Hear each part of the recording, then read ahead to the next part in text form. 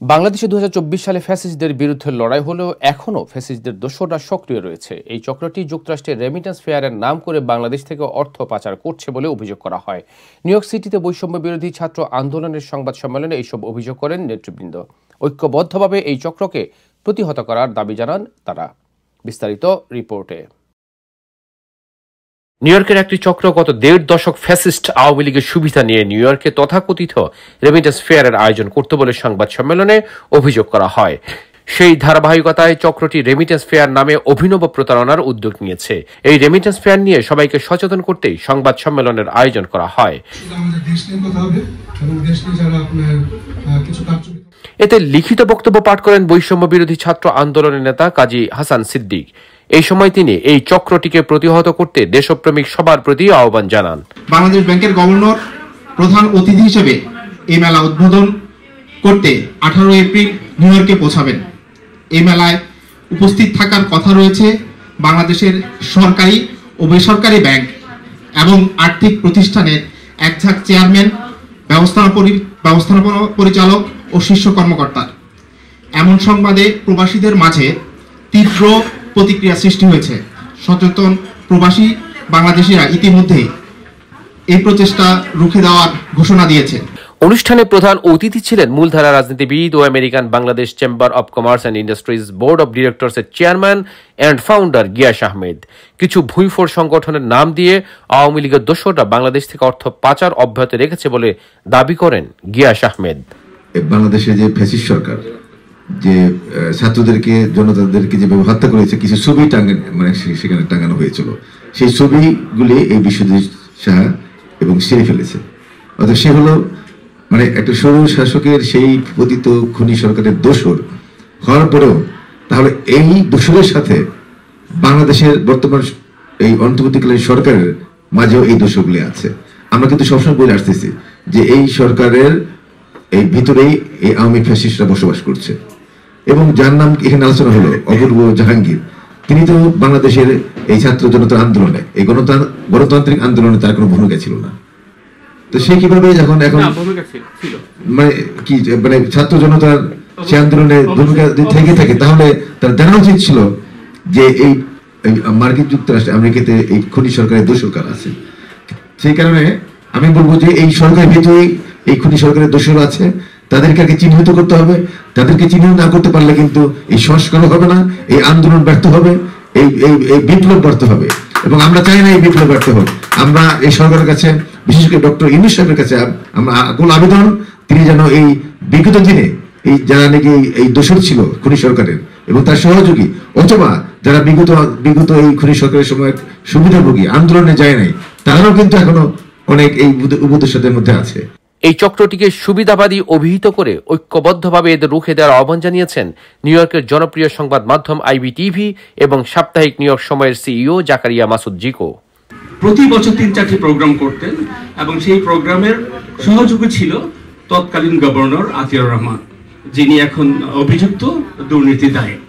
এবং সেই সঙ্গে ছিল IFIC ব্যাংক, সালমান ফরমানের এই ব্যাংকটি, সেই ব্যাংকটি বিভিন্নভাবে তাকে সহযোগিতা করতে আর্থিকভাবে। এইভাবে সে এই ইভেন্টের নামে প্রচুর অর্থ বাংলাদেশ থেকে যুক্তরাষ্ট্রে সে নিয়ে আসতো এবং সেই সঙ্গে সে আদান পাচারের সঙ্গে যুক্ত ছিল, সেটা আমরা সবাই জানি। তো আমরা যদি এই মুহূর্তে এই সময় তাকে বন্ধ না করতে পারি, তার অনুষ্ঠানটাকে আমরা সবার সঙ্গে সম্পৃক্ত হয়ে বয়কট না করতে পারি, তাহলে আমরা এত যে আন্দোলন করলাম, আমি বাংলাদেশেও যখন বৈষম্য বিরোধী আন্দোলন চলছিল, ঢাকার সময় আমি ছিলাম, যুক্তরাষ্ট্রে যখন টাইমস স্কোয়ারে হতো, জ্যাকসনের সাথে প্রত্যেকটা প্রোগ্রামে আমরা ছিলাম। আমরা যেই সরকার আছে ক্ষমতায় তাদেরকে সাপোর্ট করে আসছে এবং সাপোর্ট করতে চাই।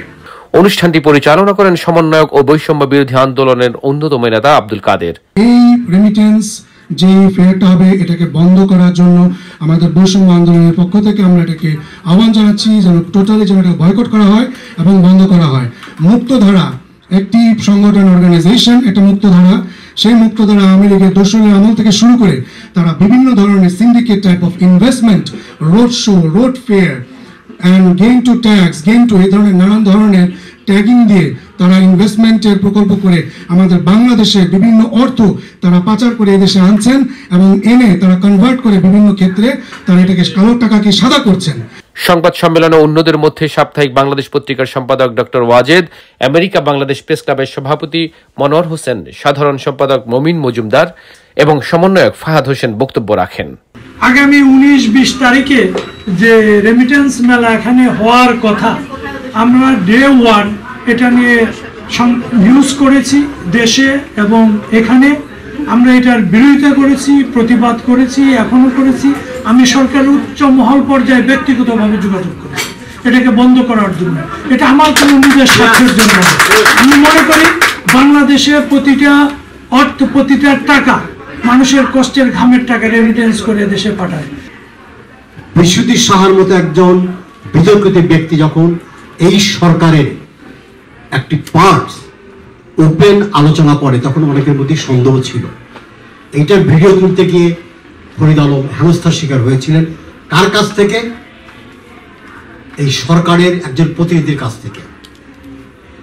সরষার ক্ষেতের ভিতরে যে ভূত থাকে, ভূত তাড়াবেন কিভাবে?